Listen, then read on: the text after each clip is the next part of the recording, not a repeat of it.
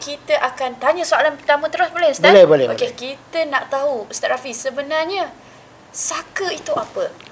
Okey, yang dikatakan saka ialah daripada perkataan saka tu sendiri menjadi misteri sebenarnya, sebab yang kita tahu selama ni pusaka.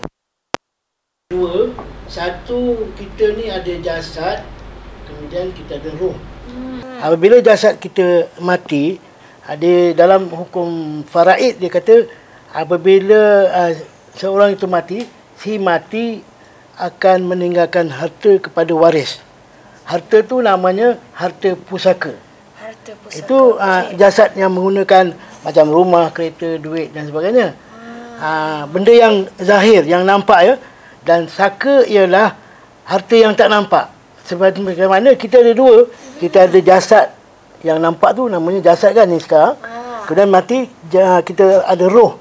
Jadi roh tu apabila mati, maksudnya dia meninggal saka kepada waris. Jadi kalau jasad ada pusaka. Kalau roh namanya saka. Okey. Saka ialah benda-benda yang berkaitan tentang dalaman. Ataupun dipanggil rohani, jiwa.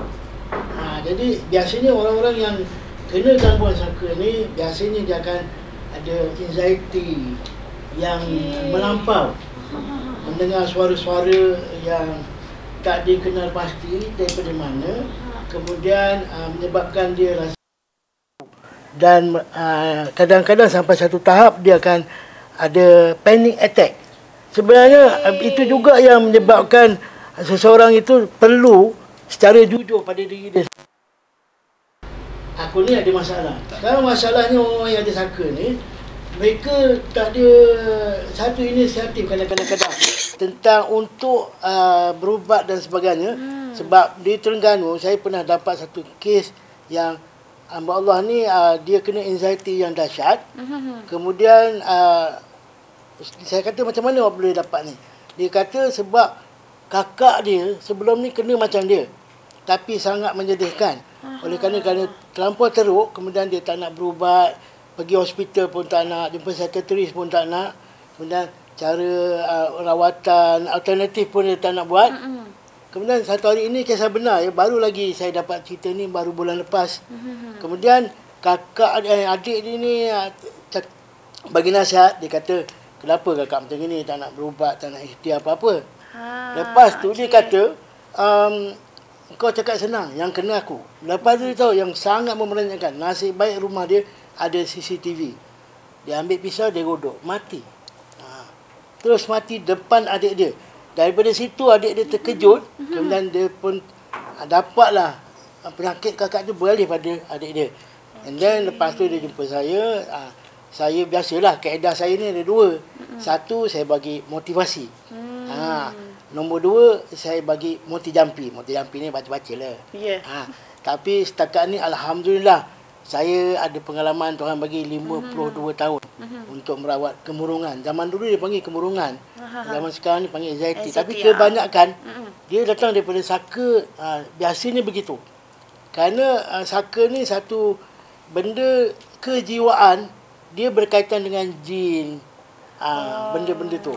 Kemudian yang dikatakan pula macam mana dapat benda tu.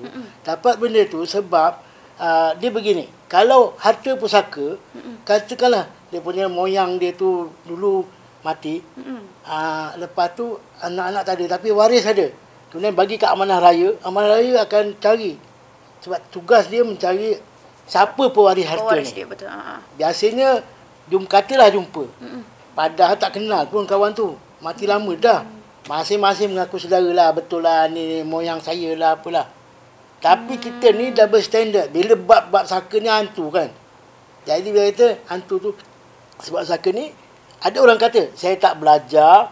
Saya tak ada ambil ilmu dengan moyang saya ke. Tok saya ke. Macam mana benda tu boleh ikut saya. Jawab dia gini. Saya ni pernah tanya tau. Sebab orang yang saya ubat ni tanya. Cuba Ustaz tanya pada saka tu. Saya tak kenal pun moyang saya. Saya tak kenal pun saya punya wali waras yang kata dia patutnya pergilah ke anak saudara dia ke, anak dia ke, cucu. Saya cuma cucu saudara kan jauh. Jadi saya menghormati permintaan pesakit saya. saya pun pergi tanyalah saka tu. Last sekali dia cakap apa? Yang dia kata cuba fikir. Saka ni maknanya ada pertalian darah daging. Jadi suka hati aku nak pergi siapa pun. Oh, jadi saka ni dia boleh pergi Ya. dekat siapa-siapa sahaja, yang penting sedarah dengan Ya, dia. sedarah Okey. daging. Gitu. Dia panggil apa kalau orang Sembilan kata waris. Waris. Tu dia. Kalau Terengganu panggil apa, Ustaz? Kalau Terengganu ni nak kata saya ni sebab saya bukan orang Terengganu. Oh, bukan orang Terengganu. Saya kahwin orang Terengganu. Jadi saya pun terlupa nak belajar bab tu. Tu dia. Jadi jiwa tu lebih banyak di Sembilan ke macam mana? Sebenarnya gini. Saya ni saya punya kad pengenalan pun dia tengah-tengah tu 5. Maksudnya gitu. di Sembilan lah tu Ustaz lah. Sebab tu saya I'm willing to help pepatih TV ni dan juga pada mana-mana waris-waris kita yang ada gangguan saka ni, supaya kalau dia orang dapat cerita saya ni boleh rujuk dekat saya. Untuk pengetahuan boleh cek saya dekat dekat TikTok, koleksi misteri. Koleksi misteri tu awal sangat Ustaz. Kita tak habis topik lagi. Tak apa. Jadi sebenarnya apa? Dia gini, apa dia panggil and action tu apa? CTA. CTA. Jangan lupa, takut terlupa. Takut terlupa. Okey, balik pada tadi kan. Okey, kita balik. Ya, sila. Okey. Benda ni memang sangat sensitif sebab kadang-kadang bila kita cerita tentang saka, especially pengalaman saya, bila kita berubat tentang saka, kita kata okey, awak ni ada gangguan saka. First impression, kebanyakan orang-orang yang ada saka ni cakap apa tau? Saya tak ada saka, saya kata. Kenapa tak kata saya ada saka? Kalau you jadi saya, apa yang you nak jawab? Dia kata, mana ustaz tahu? Tu. Sedang benda tu abstrak. Dia tak nampak ustaz. Tak nampak. Okey. Sebenarnya memang susah. Bak kata sepatah Profesor Dr. Rundin dulu pernah. Saya ni sebenarnya seorang yang sangat mengidolakan zaman dulu masa saya budak-budak. Because saya ubat orang daripada umur saya 8 tahun. Sampai sekarang saya dah ubat orang 52 tahun. 8 tahun. Yes. Umur saya 61 sekarang. Jadi saya dulu suka baca buku yang dikarang oleh Profesor Dr. Rundin almarhum. Jadi salah satunya dan saya pernah jumpa juga murid yang pioneer yang belajar dengan dia. Dia kata almarhum Dr. Rundin kata pelajaran buang saka adalah satu pelajaran yang sangat susah. Sebab dia boleh pergi datang balik, Dan dia kata bukan senang nak buat. Dan kalau nak buang saka, belajar betul-betul. Amati betul-betul, jangan silap. Kerana saka ada di mana-mana. Jadi sebenarnya Ustaz, saka ni boleh betul-betul dibuang atau hanya dibuang sementara sahaja? Okey, kalau tanya saya, ada banyak version tentang saka. Sorry, minta maaf banyak-banyak pada siapa yang melihat podcast ini. Ada setengah pendapat untuk bomoh-bomoh yang betul-betul dia berubat pun pakai saka, dia kata saka ni bagus. Ini ada pro and kontra. Tapi bagi saya diajar oleh guru saya, saka pusing kot mana pun tak bagus. Kita kena terima hakikat bahawa benda tu kita tak nampak dia. Bila-bila masa, kalau ada perkataan ayat orang Terengganu, bila-bila masa dia boleh katok kepala kita. Boleh katok kepala. Kepala kita kan. Katok kepala. Itu dia. Jadi kita tak nampak dia. Okey. Sebab benda-benda gaib ni yang saya belajar kata guru saya, apabila nanti sampai masa bila hari kiamat besok, hari akhirat, jin nampak kita, kita pula nampak jin. Tapi jin dia tak nampak kita. Dia terbalik. Kat dunia ni, kita tak nampak jin. Tapi dekat akhirat besok, kata guru saya, nanti yang kita pula nampak dia. Berbeza ya. Jadi sebab itu, dalam hal saka ni, nasihat saya, jangan ambil, apa dia panggil, jangan kita rasa kita selamat. Sekiranya kita merasakan kelainan dalam kehidupan kita. Especially saka, saya beritahu yang paling jelas, yang banyak saya jumpa kes-kes, kalau dia tu anak dara, dia payah dapat jodoh. Lagi satu, ni kalau dia dah kahwin pula, payah dapat anak. Kalau dapat anak pula, dia punya anak perangai betul-betul macam saka tu lah. Perangai dia tu.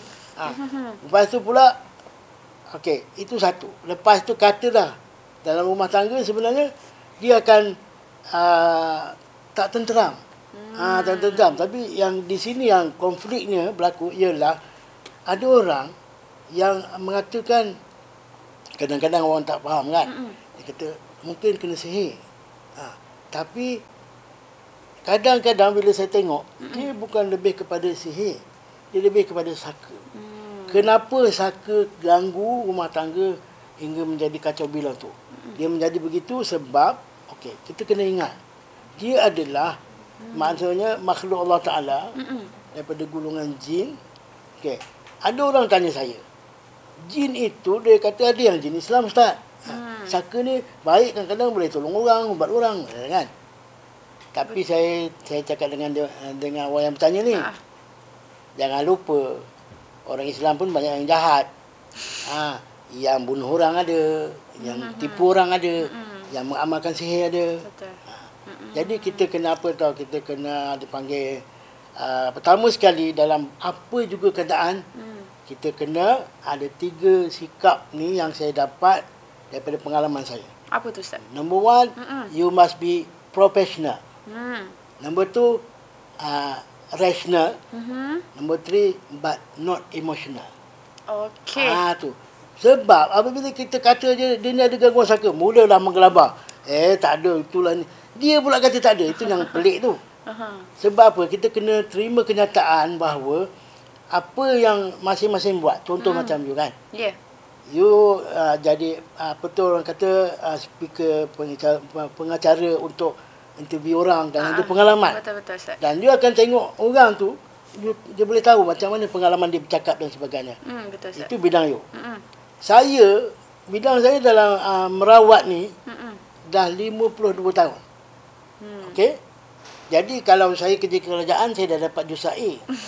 Kan? Betul. Jadi itu satu benda, pengalaman yang saya rasa saya sangat berbanggalah dengan izin Allah untuk dapat beri sumbangan kepada rakyat Malaysia yang saya sayangi ni. Sebab yang datang berubat dekat saya tu seluruh Malaysia. Dan sekarang saya rasa saya akan tolong anak negeri mak bapak saya lah. Bismillah.